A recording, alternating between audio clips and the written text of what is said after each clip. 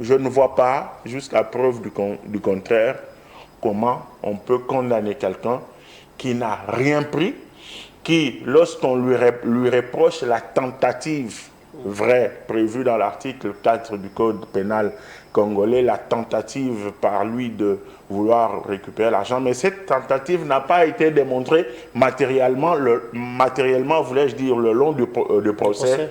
Je note sans crainte d'être contredit qu'il s'agissait ou il s'agit d'une faute administrative, s'il y en a eu. Oui, une faute administrative, s'il y en a eu, encore que je ne l'ai pas vu, mais la question devait être abordée sur le plan purement civil, administratif. Non, pas pénal, hein? Pas pénal, pas du tout, dans la mesure où il n'y a pas eu tentative de détournement. J'ai évoqué ici les différents témoins à charge qui sont venus sans le vouloir décharger le prévenu. Et là, une sanction, une faute administrative est punie administrativement. Mais comme le ministre Moutama n'était plus membre du gouvernement parce qu'il avait déjà démissionné avant l'ouverture du procès, c'est un procès, à mon humble avis, qui va aboutir, qui devrait aboutir sans problème à l'acquittement pur et simple du prévenu. La première des choses, c'est que, parce que moi je ne laisse pas passer des pics, hier vous étiez avec Kabila, insinuer ce que vous voulez, jeter, je suis et je serai au service de la République.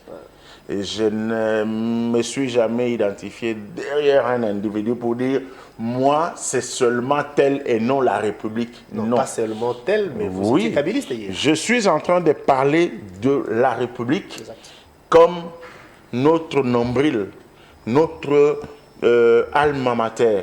Et nous ne pouvons pas nous dire les idéaux. Quand je parle du nationalisme, je peux ne pas être derrière qui que ce soit, mais parler du pays, parler de la République, parce que sans ce pays, sans cette République, nous ne pouvons pas parler de la nationalité congolaise. Mon parti, le Congrès national congolais, était dans le FCC. Aujourd'hui, il est dans l'Union sacrée. Ce qui importe pour nous, c'est la préservation des intérêts de la République. Le procès, il est normal. Dans un État, dans un pays. Je note, sans crainte d'être contredit, que Kabila, selon le réquisitoire du ministère public, il n'a pas été proposé 10 ans de condamnation pour avoir usurpé la nationalité congolaise. Je note, c'est un procès que j'ai suivi de bout en bout. Il lui a été reproché la connivence, la collaboration avec le mouvement rebelle. Point. Et pour ça, il faut, quand on aborde les questions d'État, je l'ai toujours dit, il faut les aborder, pas avec état d'âme, mais avec âme d'État.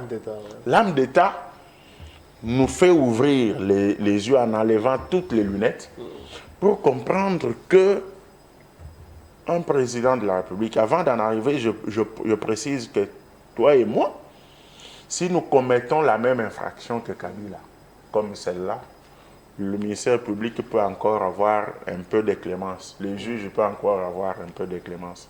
Mais pas quelqu'un qui a géré le pays pendant 18 ans. Quelqu'un qui a même... un statut particulier? Il y a même des faits. Le M23 à l'époque. Mais on le voit quand même finalement aux côtés du M23. On va me dire, parce que ce sont des supputations que j'entends, non, il est allé à Goma, est-ce qu'il a pris les armes? Et on justifie l'injustifiable, mais moi je parle des faits. Le premier fait, c'est que lorsque Joseph Kabila Kabange prend parole, son discours légendaire le plus connu, il n'a pas... T'es en Afrique du Sud? Non, ce n'était pas en Afrique du Sud, c'était à Goma. Tika Biloko. Tika Biloko, papa, le discours à Salaki Angona Goma. Tika Biloko. Bon, vous avez la parole, libre à vous. Papa. Rôle Nabino, il y a journaliste. Ah là, vous avez la parole, on évolue, s'il vous plaît, cher Harold. Le discours a été tenu à Goma. C'est pas pour rien que derrière, on avait vu même Arena, tout ça. Arena, c'est en Afrique du Sud. C'est bon, il tient un discours. Il tient un discours dans lequel il relaye toutes les revendications du M23 et du Rwanda. Question des FDLR, les soiliphones sont marginalisés. Il ne condamne pas, et alors pas, les viols, les tueries, les massacres, et que sais-je encore qui se passe à Goma, Bukavu et dans le territoire occupé. Premier élément de complicité. Deuxième élément de complicité, Joseph Kabila Kabange, ancien président de la République, quitte là où il était, il débarque chez le rebelle. Vous et moi, on peut s'aventurer. Pouf, on arrive à Goma. Tu es sûr qu'on va sortir de là? Ces rebelles ne reçoivent que les gens de leur obédience. C'est connu. De trois. Et c'est clair. Il était sécurisé par qui? Et le père des églises était aussi reçu là-bas l'autre fois. J'en arrive. D'accord. Ceux-là, ce sont des aventuriers encore. De trois, Joseph Kabila Kabanga était sécurisé par qui? Par les forces qu'il a prises de là où il était jusqu'à Goma, ou les forces du Rwanda et du M23 à Goma. De 4 pour arriver à Goma. On passe par où? Kigali. Et ça, ce ne sont pas les faits qui prouvent que l'homme est de connivence ou il est dans le M23. Qui ne peut pas par ces faits-là, parce que devant les faits on s'incline, qui ne peut pas par ces faits-là donner raison à Félix Antoine Tshisekedi qui avait dit que le parrain du M23 c'est Joseph Kabila. Et vous pensez que dans un état de droit, devant les choses comme ça, on doit se taire. Pourquoi? Parce que Kabila est devenu super homme. Que toi et moi, que Tshisekedi, que les mamans qui sont en train d'être violées à l'Est, que les jeunes que l'on a vus être abattus à bout portant. Mon cher ami, Odo Sassuntre Sregenda, aux choses odieuses, l'interprétation est stricte.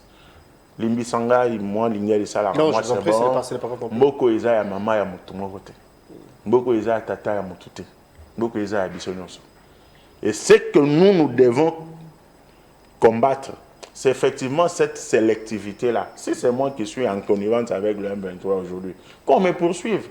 Il ne doit pas y avoir une politique de 2 poids 2 mesures. Surtout quand on a géré, on doit être jugé a fortiori. Vraiment jugé jusqu'à la moelle épinière. Personne ne peut venir dire ici que Kabila n'est pas en connivence, n'est pas avec le M23 au regard des éléments que je viens de donner. Vous voyez, quand on parle du président Joseph Kabila Kabange, c'est quelqu'un qui n'avait pas droit à l'erreur. Il ne se serait pas rendu à Goma, on serait encore dans le flou. On n'allait même pas penser ou savoir qu'il est avec le M23. On ne va pas chez le violeur sans être son ami, sans être son complice, sans être son co-auteur. Je préfère être clair comme ça parce qu'il n'y a pas de débat.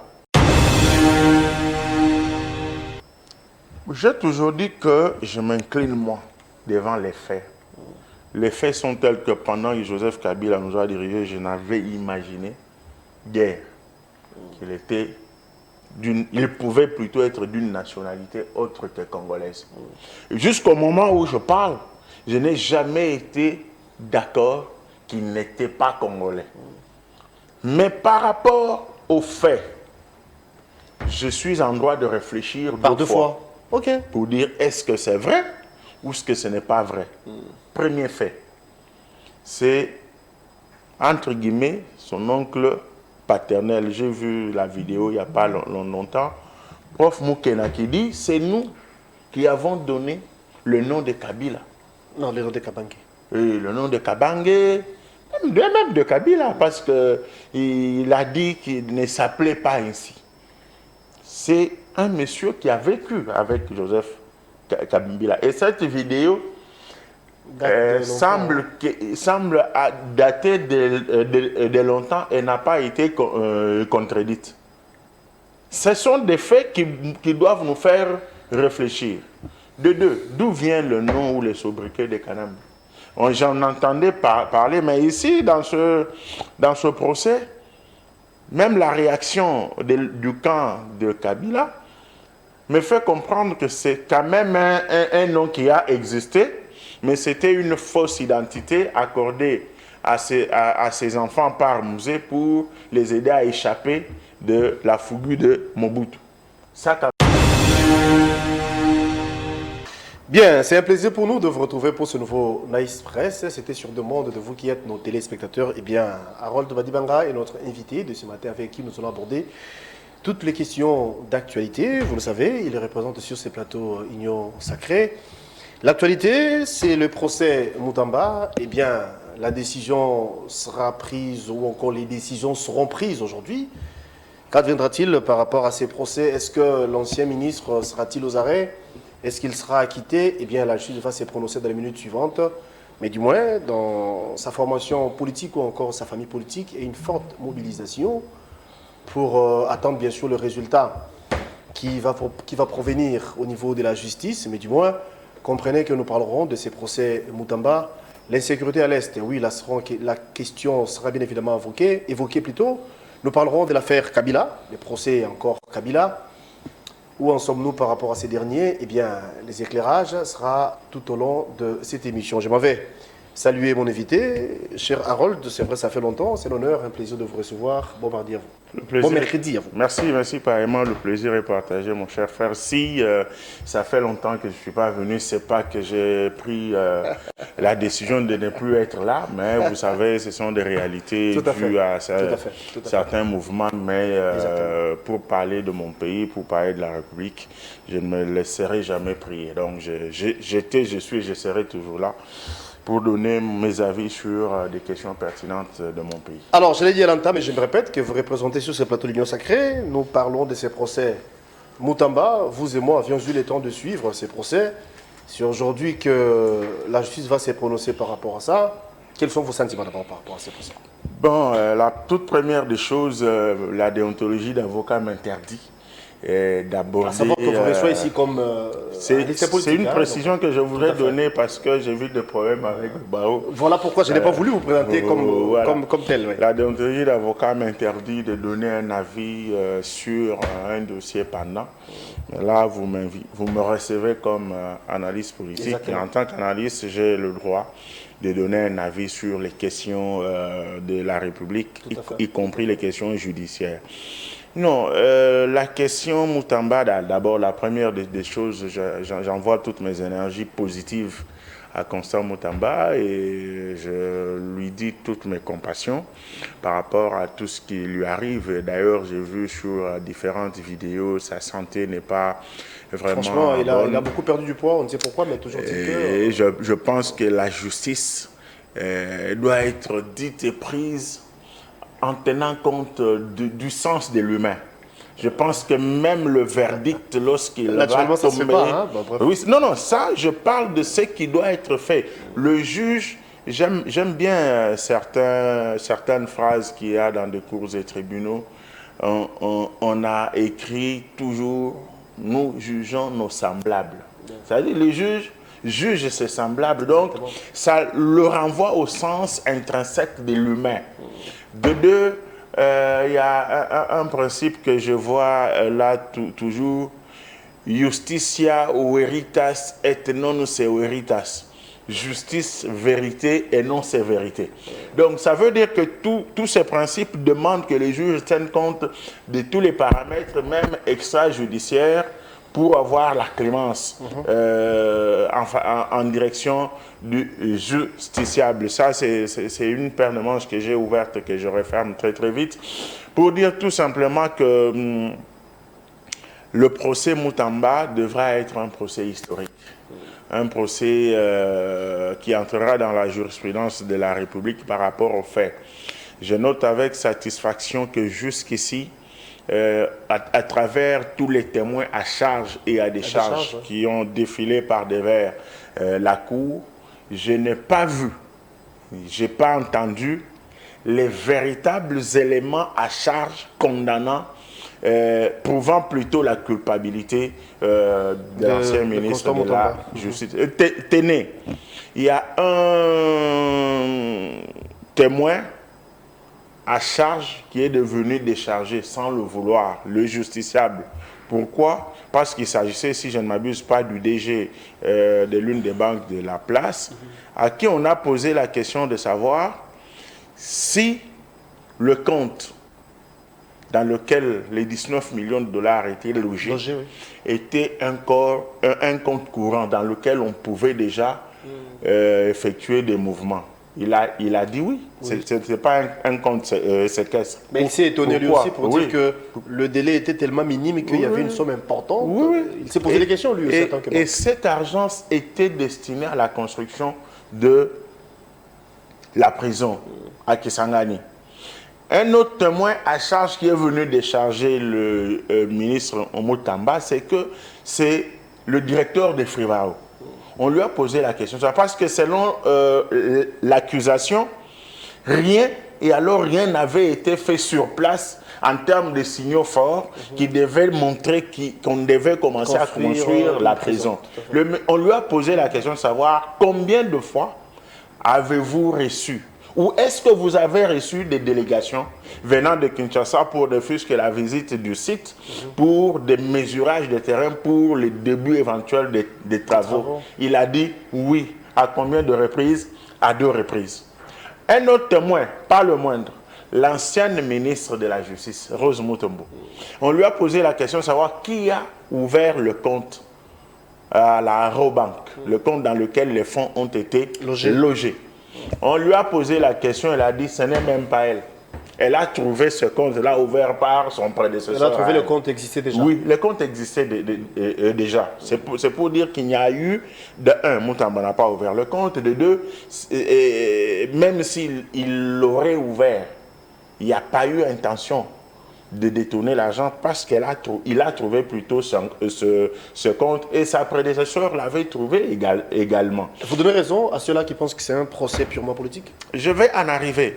Il y a aussi un témoin, c'est lequel il y a un autre témoin qui est venu effectivement cité par l'accusation, mais qui est venu décharger le ministre Mutamba. Ça, c'est la première des choses. La deuxième des choses, c'est que je note que tous les témoins cités, pour ne pas dire tous, mais la quasi-totalité des témoins cités par le ministre public, le ministre Mutamba, n'ont pas comparu.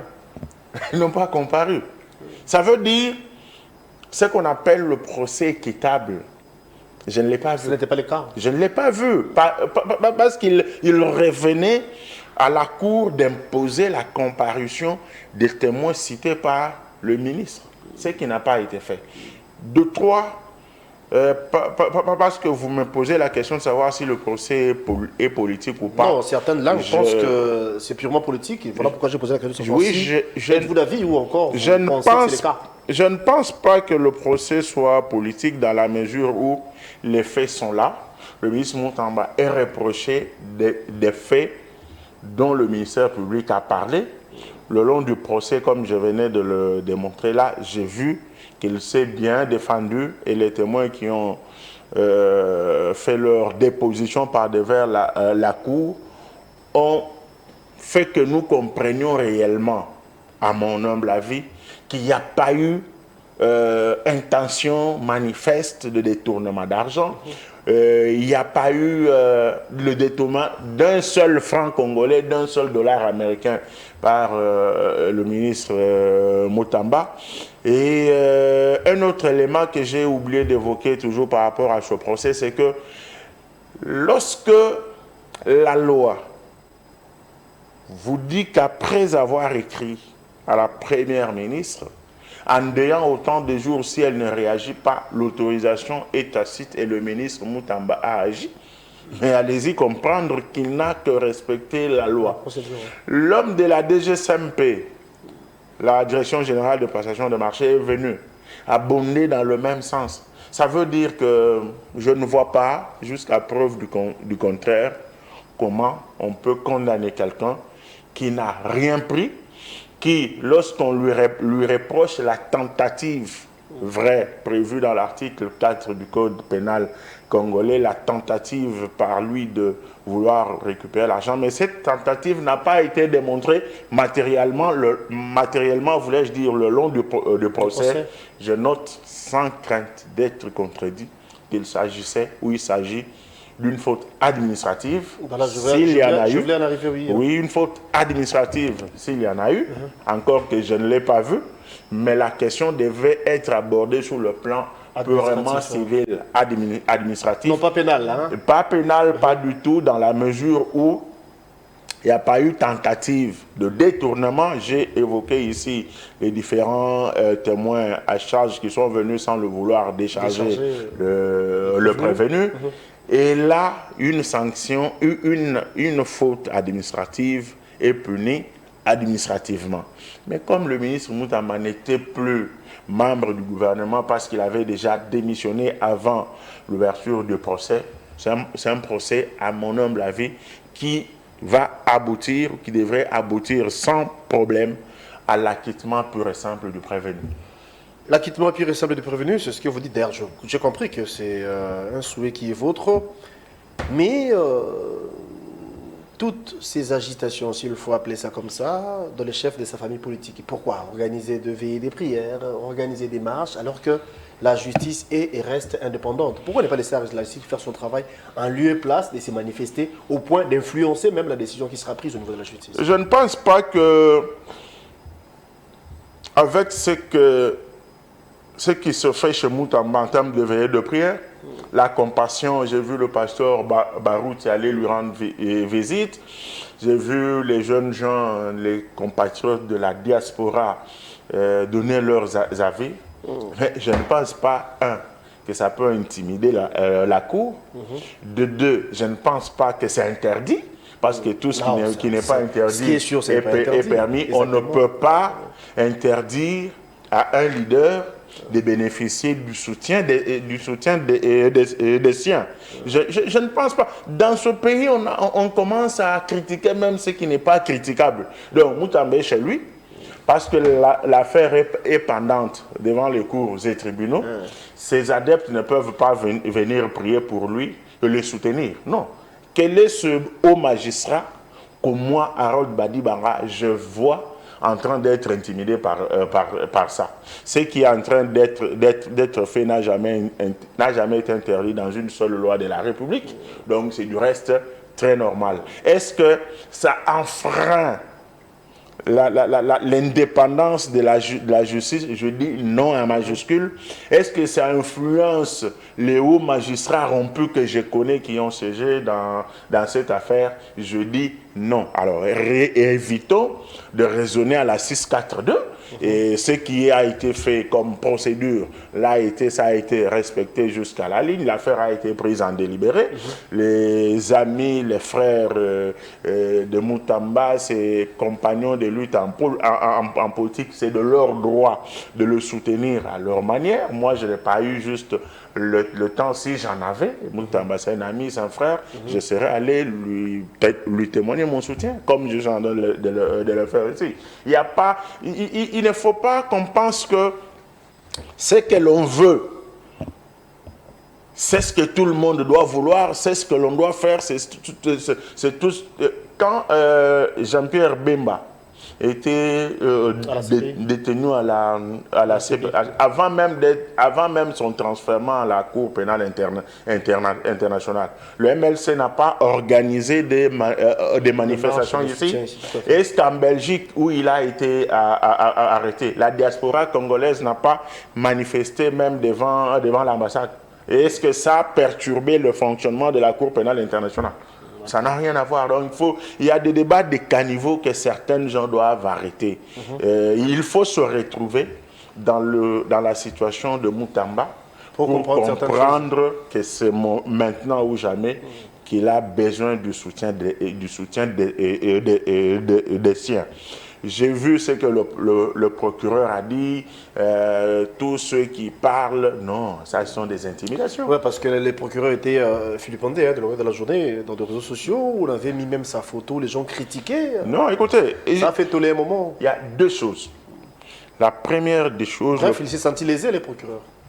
Il y a deux choses. La première des choses, le procureur est là comme protecteur de l'ordre public. L'ordre public implique 3 éléments, pas 4, pas 2, 3. Le premier élément, c'est la sécurité publique. Le deuxième élément, c'est la tranquillité publique. Le troisième élément, c'est la salubrité publique. Dès lors que les prières qui se font chez Moutamba ne touchent pas à l'un de ces éléments constitutifs de l'ordre public, pourquoi ça dérangerait le procureur? Ça, c'est de un. De deux, je suis d'accord que ceux qui touchent à l'intégrité personnelle, a été touché, voilà, personnelle via les réseaux sociaux, il avait reçu, il était victime des insultes. Du procureur, ce sont des voyous. Ce sont des voyous. Pareille attitude doit être découragée. Je ne pense pas que Moutamba peut avoir demandé que pareille attitude soit affichée contre les hauts magistrats de la République pour qui nous devons tous, sans distinction aucune, beaucoup de respect.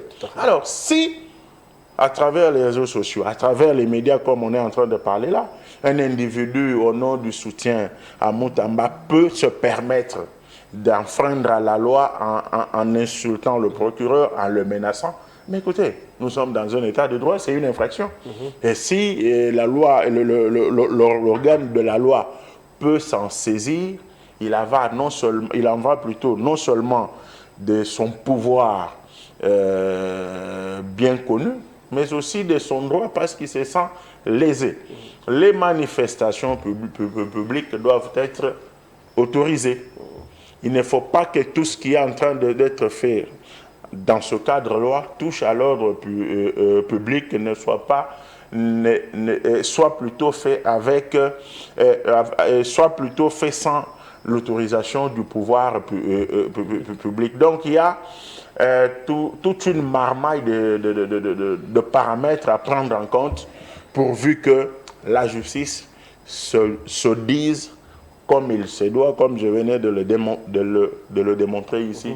Je ne vois pas pourquoi Moutamba serait condamné même pour un jour. Ah ben ça c'est vous, mais sinon il a le soutien des milliers. C'est mon avis. Nous attendons la décision de la justice dans les heures suivantes. On va en savoir plus, mais du moins il a l'énergie positive de milliers. En tout cas, bon vent à vous, bon courage, voulais-je dire. Bien que la justice va nous en dire plus. Alors, on va rester dans la même chambre de la justice pour parler cette fois-ci de ces procès. Kabila, vous et moi avez eu le temps de suivre ces procès. Kabila qualifié de ne pas d'être congolais. Kabila est le père de l'insécurité qui s'est vue au pays, donc c'est lui le géniteur, c'est lui le numéro 1 de M23FC.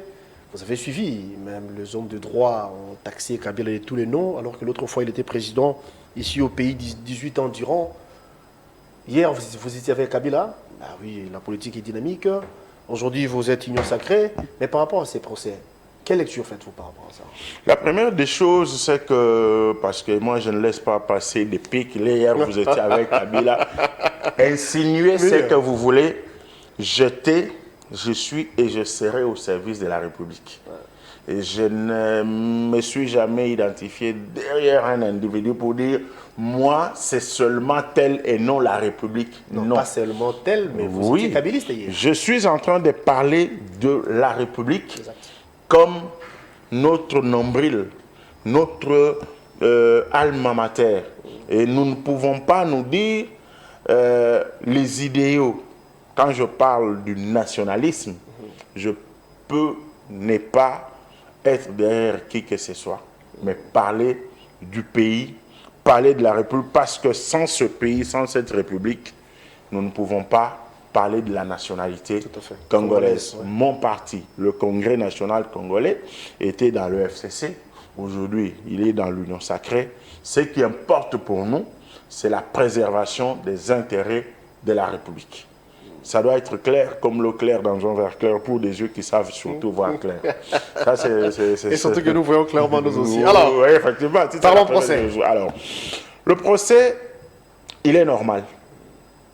dans un État, dans un pays. Je note, sans crainte d'être contredit, que Kabila, selon le réquisitoire du ministère public, il n'a pas été proposé 10 ans de condamnation pour avoir usurpé la nationalité congolaise.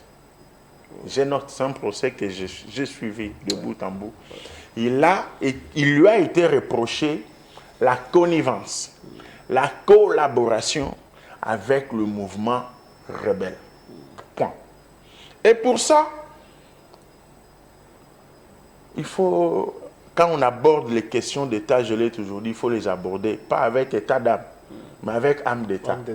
L'âme d'État nous fait ouvrir les yeux en enlevant toutes les lunettes pour comprendre que un président de la République, avant d'en arriver, je précise que toi et moi, si nous commettons la même infraction que Kabila, comme celle-là, le ministère public peut encore avoir un peu de clémence. Les juges peuvent encore avoir un peu de clémence.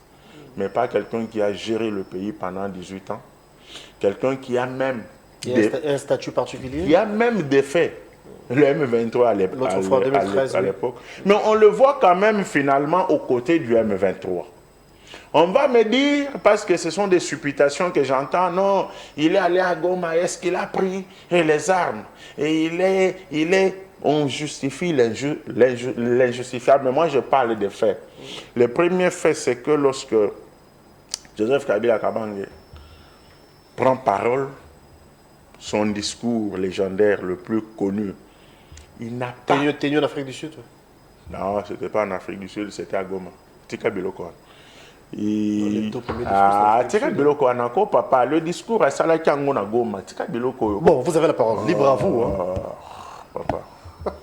Le rôle Nabino, il y a journaliste. Ah là, vous avez la parole, on évolue, s'il vous plaît, cher Harold. Le discours a été tenu à Goma. C'est pas pour rien que derrière, on avait vu même Arena, tout ça. Arena, c'est en Afrique du Sud. Bon, il tient un discours. Il tient un discours dans lequel il relaye toutes les revendications du M23 et du Rwanda. Question des FDLR, les Swahiliphones sont marginalisés. Il ne condamne pas, et alors pas, les viols, les tueries, les massacres, et que sais-je encore qui se passe à Goma, Bukavu et dans le territoire occupé. Premier élément de complicité. Deuxième élément de complicité, Joseph Kabila Kabange, ancien président de la République, quitte là où il était, il débarque chez le rebelle. Vous et moi, on peut s'aventurer, on arrive à Goma. Tu es sûr qu'on va sortir de là? Ces rebelles ne reçoivent que les gens de leur obédience. C'est connu. De trois. Et c'est clair. Il était sécurisé par qui? Et le père des églises était aussi reçu là-bas l'autre fois. J'en arrive. D'accord. Ceux-là, ce sont des aventuriers encore. De trois, Joseph Kabila Kabanga était sécurisé par qui? Par les forces qu'il a prises de là où il était jusqu'à Goma, ou les forces du Rwanda et du M23 à Goma. De 4 pour arriver à Goma.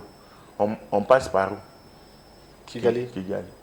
Et ça, ce ne sont pas les faits qui prouvent que l'homme est de connivence ou il est dans le M23.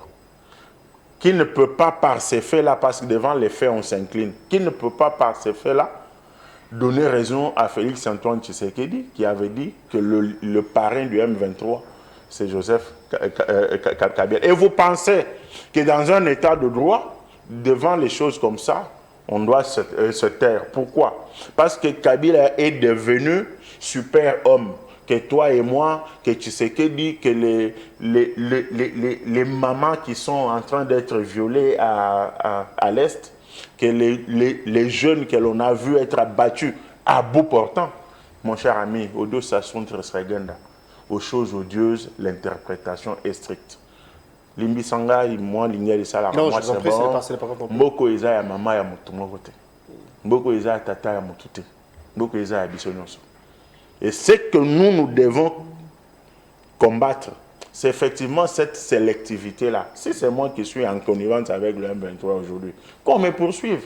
Il ne doit pas y avoir une politique de 2 poids 2 mesures. Surtout quand on a géré, on doit être jugé a fortiori. Vraiment jugé jusqu'à la moelle épinière. Personne ne peut venir dire ici que Kabila n'est pas en connivence, n'est pas avec le M23 au regard des éléments que je viens de donner. Même les éléments donnés par vous, comme qui dirait, hein, la réalité n'est pas forcément la vérité. C'est vrai, s'il faille faire des analyses par rapport aux éléments évoqués par vous tout de suite là, on peut dire en clair que oui, hein, il est des connivences avec... Papa, on ne peut pas dire, on dit et c'est la vérité. Mais sinon, vous avez dit à l'entame, et moi je le répète parce que j'avais dit aussi, vous et moi avons suivi le procès. En aucun cas, on a brandi les éléments de preuve qui attestent, qui inculpent Kabila qu'il est ou qu'il serait des mèches avec M23. Les éléments, vous allez les chercher où en dehors de ceux dont je viens de parler. Les preuves, vous vouliez que l'accusation, le procureur... Voilà pourquoi j'avais dit que le père des églises était aussi reçu à un moment. Je vais parler d'eux. Vous voyez, quand on parle du président Joseph Kabila Kabange, c'est quelqu'un qui n'avait pas droit à l'erreur. Il ne se serait pas rendu à Goma, on serait encore dans le flou. On n'allait même pas penser ou savoir qu'il est avec le M23. On ne va pas chez le violeur sans être son ami, sans être son complice, sans être son co-auteur. Je préfère être clair comme ça parce qu'il n'y a pas de débat. Ça, c'est de lui qui, d'après ses proches, considère Goma jusqu'ici parce que c'est le Congo, et il est au Congo, il l'avait consulté l'autre fois, il pense trouver également un terrain d'attente pour que la paix soit retrouvée. Attendez, trouver un terrain d'entente entre qui et qui? Ça, c'est de un. De deux, qui l'a mandaté? Parce que le pouvoir au Congo est dans les mains de Félix Antoine Tshisekedi Tshilombo, président de la République. C'est lui seul qui peut consulter, qui peuvent consulter par personne interposée via un mandat. Vrai ou faux? Vrai. Quand tu quittes où tu étais, tu débarques à Goma, je suis venu consulter. Tu as consulté qui? Seulement les gens de Goma. Venez consulter aussi à Kinshasa, à Kabekamon, à Manono. Comme ça, vous prenez Kinshasa, vous prenez les rebelles, vous les mettez ensemble, vous êtes devenu président de la République. Ça, ce sont des faux fouillants. De même tractations ont été entreprises par les pères des églises. Hein. Ils étaient ici, voilà. Ils sont allés à Goma, ils sont allés un peu partout. Les pères d'église... Dans les seuls buts de pacifier le pays. Les pères d'église, c'est la même démarche. Ils avaient vu le chef de l'État, et le chef de l'État a dévoilé lui-même qu'il les avait reçus, il leur avait dit, je vais dialoguer avec qui? Parce que, d'ailleurs, c'est l'ancien président de la République qui est derrière le M23. Si vous voulez, vous pouvez commencer la médiation. Ils avaient reçu l'aval, oui. Ce n'est pas l'aval, l'initiative venait d'eux. Si Tshisekedi ne leur donnait pas... Ou encore la bénédiction du chef d'État souverain. Ne leur faisait pas comprendre qu'ils sont libres de faire ce qu'ils veulent. Non. Ils auraient dit, c'est un dictateur, il ne veut pas la paix. Mais il leur avait au moins dit que vous allez auprès de ceux qui sont à la base de la situation que nous décrions. Ça, c'est de deux. Comme ils avaient échangé avec le chef de l'État, c'était normal qu'ils aillent à Kigali. On ne leur en veut pas. Parce que c'était quand même avec la bénédiction sous-entendue. Alors qu'ils étaient qualifiés d'aventuriers il y a peu sur ces plateaux. Ils ne l'étaient pas. Ils le sont encore. Ah, d'accord. Ce sont des diables en soutane. Je vais vous le démontrer. Évoluons. Lorsqu'ils arrivent, c'est l'attitude par eux affichée qui prouve que ce sont des margoulins. Ils avaient leur plan, leur agenda. Mon cher frère, quelqu'un qui t'a tué, qui a violé ton épouse, même si je viens en étant faible pour faire la médiation entre lui et vous, il y a une attitude d'un frère. Yeah. Vous devez voir que Harold n'est pas content, mais c'est la force des choses qui l'oblige d'échanger avec mon bourreau pour que je retrouve la paix. Et nous avons vu ces prêtres en soutane en train d'embrasser les rebelles. Quelle rigolade, oh bon Dieu. Même les enfants ne savent pas poser la question. Ah, ils sont contents d'être là. Premier élément.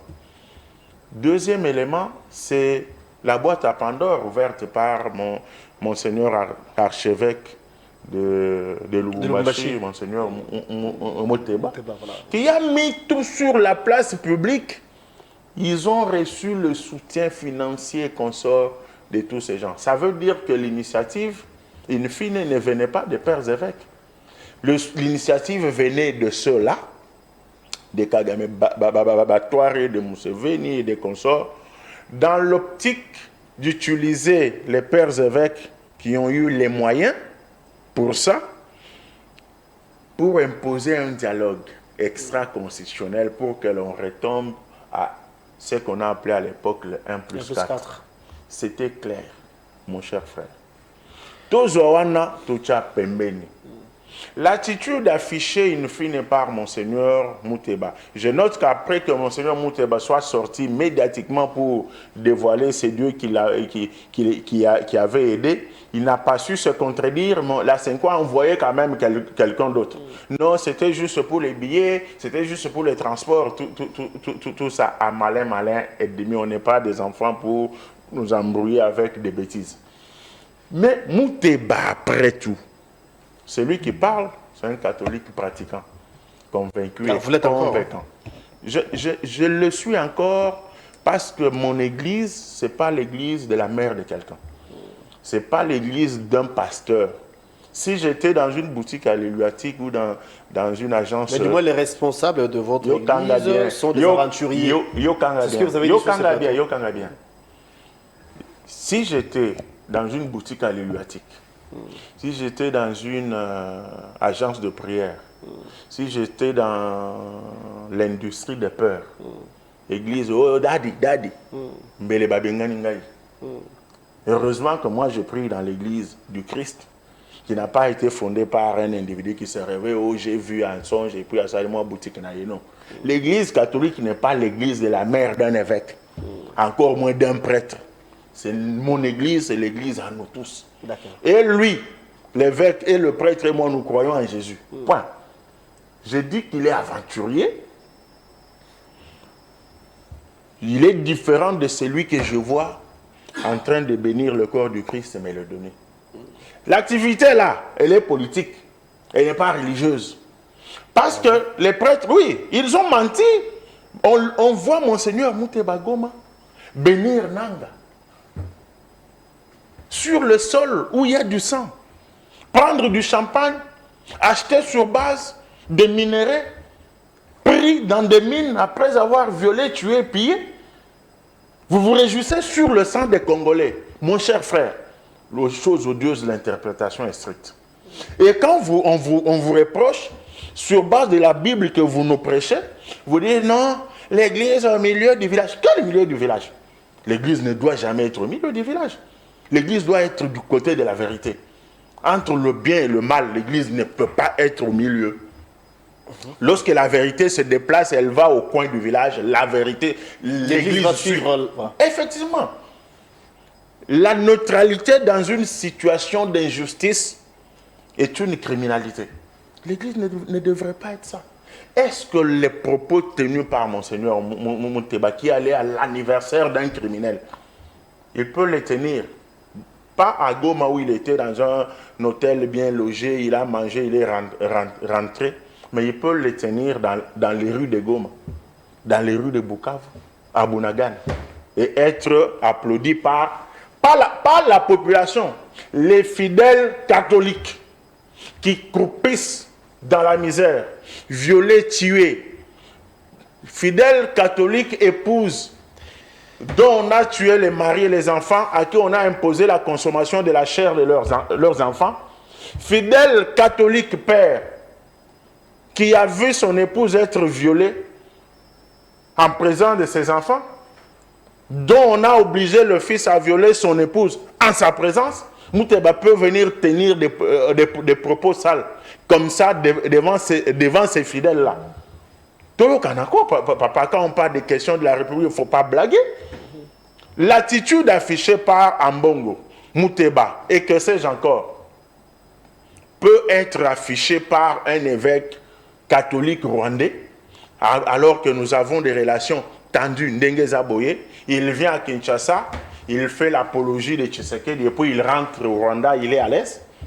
L'attitude affichée peut être affichée par un évêque de chez Poutine qui va en Ukraine, qui dit non, non, non, Zelensky, ça va, tout ça, et puis il rentre en Ukraine avant d'être prêtre.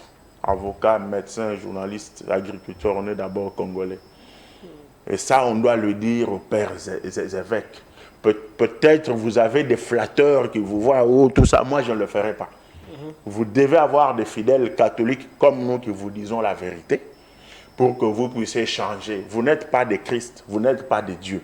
Alors, au-delà de cette position prise par Kabila, prêtres, pères évêques, vous n'êtes pas des Christ, vous n'êtes pas des dieux. Vous êtes humains, mais nous reconnaissons le pouvoir que Dieu vous a donné sur nous, pour prier pour nous. N'en abusez pas. N'en abusez pas. Ce sont des crimes, ce que vous faites. Vous parlez du dialogue. Le dialogue pour faire quoi? Maintenant là que le pays est agressé. Mon cher frère, le dialogue vient faire quoi? Le dialogue est un agent pacificateur de conflits interhumains. Toboïté, photo solo là. Mais Togosoanini, le Bajibem Piano. Pour le moment. On va en arriver, parce qu'on va évoquer la question en rapport avec le dialogue. Mais je voulais dire plutôt au-delà de cette position prise par Kabila, s'il faut le dire comme ça, aux côtés des M23, le procès, vous avez suivi comme moi. Il y a une question qui refait surface. L'autre fois, c'était un débat de la rue, en tout cas, on va le dire. Aujourd'hui, c'est dans les cours des tribunaux, c'est dans nos institutions que Kabila n'est pas congolais. Kabila n'est pas le fils de son père, Kabila n'est pas le fils de sa mère, Kabila n'est pas le fils du pays, Kabila a les sangs rwandais. Vous avez suivi. L'autre fois, le président, 18 ans durant, est-ce qu'il y a lieu d'évoquer ce genre de débat ou encore? Réellement, pensez-vous que Kabila n'est pas congolais? J'ai toujours dit que je m'incline, moi, devant les faits. Les faits sont tels que pendant que Joseph Kabila nous a dirigés, je n'avais imaginé guère il pouvait plutôt être d'une nationalité autre que congolaise. Jusqu'au moment où je parle, je n'ai jamais été d'accord qu'il n'était pas congolais. Mais par rapport aux faits, je suis en droit de réfléchir deux fois. Ok. Pour dire est-ce que c'est vrai ou est-ce que ce n'est pas vrai. Premier fait, c'est entre guillemets son oncle paternel. J'ai vu la vidéo il n'y a pas longtemps. Prof Moukena qui dit c'est nous qui avons donné le nom de Kabila. Non, le nom de Kabange. Et le nom de Kabange, même de Kabila, parce qu'il a dit qu'il ne s'appelait pas ainsi. C'est un monsieur qui a vécu avec Joseph Kabila. Et cette vidéo semble dater de longtemps et n'a pas été contredite. Ce sont des faits qui doivent nous faire réfléchir. De deux, d'où vient le nom ou le sobriquet de Kanam? J'en entendais parler, mais ici, dans ce procès, même la réaction du camp de Kabila me fait comprendre que c'est quand même un nom qui a existé, mais c'était une fausse identité accordée à ses enfants par Mouzé pour les aider à échapper de la fougue de Mobutu. Ça a quand même existé. C'est pour dire que c'est un débat. C'est un débat. Je ne vois pas une position tranchée qui puisse convaincre ceux qui pensent que c'est faux, ceux qui pensent que c'est vrai. Mais c'est un débat qu'il faut aborder une fois de plus sans état d'âme, avec l'âme d'État. Vous avez la parole. Ce n'est pas une question à occulter. Il faut l'ausculter parce que si c'est vrai, on doit le regretter et éviter les erreurs du passé. Alors dire qu'on ne doit pas en parler, c'est comme si on cache quelque chose parce que Joseph Kabila a été convoqué au Sénat. À Yaté, il a été finalement jugé. Il ne s'est pas représenté. Il n'a pas de famille ici. Quand on l'a invité au Sénat pour étudier la possibilité, oui ou non, de le déférer par devers la justice, même les membres de son parti, ils pouvaient déléguer mon aîné Chadari, Minaku, Kambere. Mais tout ce silence doit inquiéter. Parce que c'est son pays. Je note avec satisfaction sans crainte d'être contredit qu'il est sénateur à vie dans ce pays. Il était, parce que il y avait une mesure prise contre lui pour... Non. Il y avait levé les immunités. Le jugement, on a levé les immunités pour un sénateur à vie. Il est sénateur à vie. Peut-être le jugement peut lui enlever cette qualité-là. Le jugement n'est pas encore tombé. On attend. J'ai reçu un message. Ok. Il y a Pius Romer-Roland qui souhaiterait vous rencontrer sur ces plateaux pour évoquer cette question. C'est un ami et son frère. Je prends rendez-vous quand il aura voulu. Souhaiteriez-vous que ce soit quand? Romain, Pius, on peut prendre rendez-vous pour quand? On est mercredi, jeudi, vendredi. Bon, voir. Si pas vendredi, lundi. Oui, c'est pas lundi. On va s'organiser pour alors, harmoniser. J'attends tous ces éléments par rapport à cette question qui viennent contredire le prof Ngoï Moukena. Voilà, c'est un débat. Ouais. Il faut en parler. Il ne faut pas occulter les choses. Kabila n'est pas super-homme dans ce pays. Ce pays, je l'ai toujours dit, nous appartient à nous tous. Nous avons les mêmes droits et les mêmes devoirs. Quand vous allez à côté, on doit vous reprocher, on doit vous juger. Il n'y a pas d'intouchable dans ce pays. Et ça doit être clair comme le clair dans le éclat. Kabila n'est pas intouchable. Alors, au-delà de tout ça, vous avez fustigé déjà, mais laissez-moi poser la question. Les opposants, une frange, exigent à ce qu'il y ait dialogue. C'est vrai, nous avons déjà le gouvernement soumis à deux, mais certaines personnes, certains politiques pensent qu'il nous faut un dialogue inclusif entre Congolais pour pallier à la situation de l'Est, à l'insécurité qui sévit au pays. C'est vrai à l'entame, mais j'ai compris que vous n'êtes pas d'accord. Mais sinon, ne vous pas que ça peut aussi faire sortir les pays dans l'impasse? Pas du tout. Pas du tout. Je vous ai démontré ici que le plan des pères évêques qui demandent ce dialogue-là, ce n'est pas leur plan. Le plan est venu de quelque part. J'ai démontré les révélations de Mouteba et consorts. Eux se sont appropriés l'initiative du dialogue. Et la face cachée de ce qu'ils veulent, c'est effectivement dialoguer pour aboutir au partage du pouvoir. 1+4. Au partage du pouvoir, alors que le peuple congolais a élu Tshisekedi. Et voilà pourquoi il y a un gouvernement aujourd'hui, les institutions de la République. Ça, c'est de un. De deux, ce plan-là, c'est pour aboutir à ce qu'il ne veut plus, ce que nous ne voulons plus. Brassage, mixage et que sais-je encore, pour possibiliser l'infiltration. Encore pour qu'on ait des Rwandais, des Ougandais. Mais loin de moi l'intention de vous interrompre. Que peut-on nous comprendre quand vous dites ça, alors que nous avons jusqu'ici les tractations de Doha? Il y a une déclaration de principe de Doha, il y a l'accord de Washington, mais vous dites ici haut et fort qu'on ne veut plus du brassage, on ne veut plus du mixage, alors que nous continuons à négocier avec M23 Doha. Mais ça sera pour quelle finalité, voilà? Non. La finalité, vous la connaissez.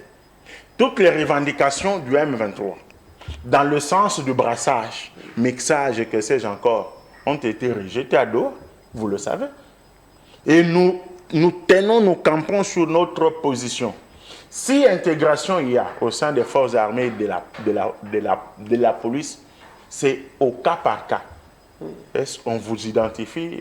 Est-ce que Guélor qui a milité dans les rangs du M23 et du Rwanda, est-ce qu'il est congolais? De quel père et de quelle mère?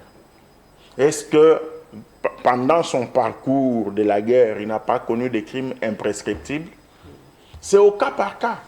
C'est contraire à ce plan-là que les pères évêques ont apporté. La première des choses.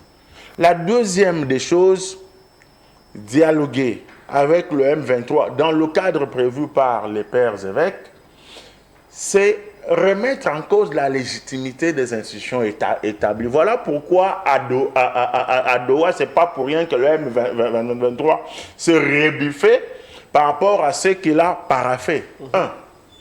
Le M23 a reconnu l'intégrité du territoire congolais. Le M23 a reconnu le respect de la Constitution de la République. Le M23 a reconnu le respect de la charte de l'Union africaine. Le M23 a reconnu la charte de l'ONU et des droits de l'homme. Dans tous ces recueils dont je parle, on reconnaît que la République démocratique du Congo a 26 provinces. Le M23 a reconnu l'effectivité du pouvoir de Kinshasa en République démocratique du Congo. Mais quand il revient, retirez-vous, ils disent non, on n'avait pas dit ça. C'est comme si, c'est un petit exemple. Pour être docteur en médecine, en droit, en économie, vous devez avoir un diplôme d'État, un diplôme de DA. Vous reconnaissez l'autorité de l'État sur toute l'étendue de la République, mais vous dites on n'avait pas accepté nous n'avions pas accepté de nous retirer. Quelle connerie! Ça veut dire que le plan de Doha, avec nos revendications, ça colle. Nos plans avec les accords de Washington, ça colle. Ça va aux antipodes de ce que les pères évêques veulent parce que ça leur a été dicté quelque part. Nous continuons à soutenir Urbi et Orbi que pouvoir à COP, il faut ici là. Et surtout dans leur plan machiavélique. Qu'est-ce que vous appelez pouvoir à COP? Il y a que non, comme Baninga Bazui, armes, Toya Kovanda, Tobongisa, Nako Bongisa comme ça, yo comme ministre, yo comme vice-ministre, yo comme pouvoir, il y a COP Yangwana. C'est le peuple qui donne le pouvoir, pas quelqu'un d'autre. Il faut que l'on se dise que dorénavant, pour prendre le pouvoir dans ce pays, il faut aller auprès du souverain primaire. Voilà pourquoi il faut décourager la démarche des pères évêques. Pourquoi? Parce que...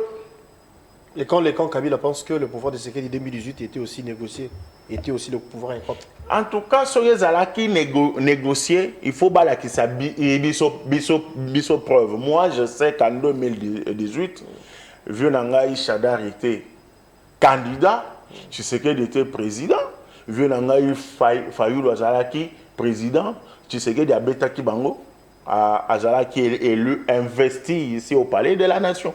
COP et Salamaki Wapi. Mais COP Otoyebi, et ça y a Afrique du Sud.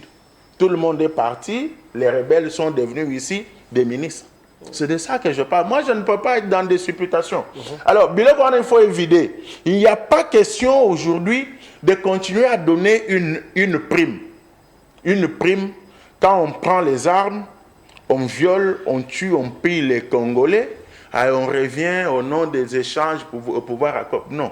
Si nous continuons sur cet élan-là, on déçoit le peuple, on encourage la violence, le viol et les pillages pour accéder au pouvoir. Et ça, je ne vous le cache pas, c'est dans le plan des pères évêques. Voilà pourquoi moi, je m'oppose à cette façon de voir les choses, surtout que je l'ai démontré noir sur blanc, ça ne vient pas. Ça ne vient pas d'eux, ça vient de quelque part. Dialoguer, c'est bien bon, mais pour quel objectif? Vous et moi, en tant que frères, on peut dans une maison, quand un ennemi avance, Togo Sololate, on va prendre les armes pour aller d'abord combattre cet ennemi. Après, on peut rentrer et échanger. Parce que si on se met à échanger, l'ennemi avance, il vient nous tuer. Mais comment ça brûle à l'est, on va prendre du champagne à l'est avec les rebelles, on les bénit pour dire que les bénédictions de Dieu soient sur vous, continuez à violer, continuez à piller, et joyeux anniversaire. On vient quand même dire dialoguons. Est-ce que ce n'est pas un piège? Alors, nous avons montré à la face du monde que c'est nous qui sommes victimes. Nous respectons le principe, nous respectons la norme, voulais-je dire, nous le Congo. Il y a déclaration des principes de Doha que nous continuons à respecter. L'accord de Washington, Kinshasa, Kigali, nous respectons, mais hélas, l'autre camp ne respecte rien. Alors, qu'est-ce qui nous empêche, nous, de répliquer aussi? Parce qu'il y a peu, les positions de nos FARDC et de nos voisins nous venaient d'être attaquées par le M23, mais Kinshasa continue à encaisser, en lieu et place de se défendre ou encore d'attaquer? C'est dû à quoi? Est-ce qu'on est impuissant ou bien? Non, non, je comprends que vous êtes dans votre rôle de journaliste. Laissez-moi jouer le mien de l'invité. D'accord. Quand vous dites que nous ne répliquons pas, combien de villes ont été prises depuis que ces barbares-là... Non, je veux dire, on n'attaque pas, soit. Non, mais si on n'attaque pas, dites aux téléspectateurs si les 3 cités qui ont été attaquées par les rebelles ont été prises et si les FARDC n'ont pas récupéré même les positions des rebelles. À titre de rappel, ça doit faire 3 ans pratiquement que Bunagana est sous contrôle. À titre d'exemple. C'est un fait, on s'incline. Mais ici, je parle d'une situation actuelle. Les M23 ont violé les cessez-le-feu et les FARDC ont réagi jusqu'à les repousser en récupérant 3 localités. C'est ça qu'il faut dire à la population. Parlant de Bunagana, c'est une affaire de quelques jours. L'agitation pour... Alors que ça nous a pris 3 ans. Oui, mais ça a pris 3 ans, mais ce n'est pas éternel. Vous connaissez bien les rebelles. Vous avez dit que c'est une situation de quelques jours. De quelques jours, l'intégrité territoriale de la République démocratique du Congo sera récupérée dans peu de temps. Ça, c'est le souhait de tout et chacun. Moi, je ne, la réalité autre, je ne parle pas, moi, d'une litanie de bonnes intentions. On va se quitter. Je parle de faits, je vous dis que c'est pour bientôt. Vous n'avez qu'à voir. Kagame ne s'agitait pas, il commence à s'agiter. Le M23 encore plus. C'est parce que nous avons utilisé tous les fronts, et militaires et diplomatiques. Il n'y a que les aveugles qui ne savent pas voir que l'aventure M23 kagamo-ougandaise est à sa fin. Et pour tout ça, vous n'avez qu'à voir comment il s'agit. Moi, j'ai pitié de Nang. Il a été dupé. On lui a vendu... Du vent, le bonheur du monde, vous allez faire ceci. Est-ce qu'il a un mot à dire dans le M23? Ce sont les Rwandais qui dirigent. Ce n'est pas Kabila, c'est le Rwandais qui dirige maintenant. Papa, c'est le Rwanda qui dirige. Quand vous parlez de... Mais vous avez dit tantôt que c'est Kabila qui est là-bas. Je ne me suis jamais contredit. Moi, je n'ai pas parlé de Kabila comme patron du M23. J'ai parlé de Kabila sur ce plateau, fait à l'appui, comme quelqu'un qui est en complicité, qui est co-auteur avec le M23. Eux tous sont sous la main, dans la main plutôt de Kagame et du Rwanda. Je dois le dire clairement. Okay. J'ai pitié de Nanga, je viens de Kisangani. Quittant Kisangani par véhicule, j'allais à Isiro. Je suis passé par le village de Nanga, qui s'appelle Gombe. Je suis passé par le village de Geneviève Inagossi, qui s'appelle Yibambi. Mais j'ai vu le village du rebelle. La route qui va vers chez lui, c'est pitoyable. J'ai dit, mais ce type, on l'a menti. Un aîné que je respectais beaucoup. Bakosiye, Azouamandouki, Aboma, Amelaba Champagne, Nabamouteba. Son village dans cet état. C'est regrettable. C'est pour dire quoi? Il est malheureux parce que d'abord, il ne dirige rien. Tous les ordres viennent du Rwanda. Kagame se retire, le M23 se retire. Les Kagno, Kalorans et les autres sont des Rwandais, ils vont aller chez eux. Mais lui, il va aller où? Question mark. Merci d'être venu. Bonjour à Pius Romain Roland. Je sais que vous avez eu beaucoup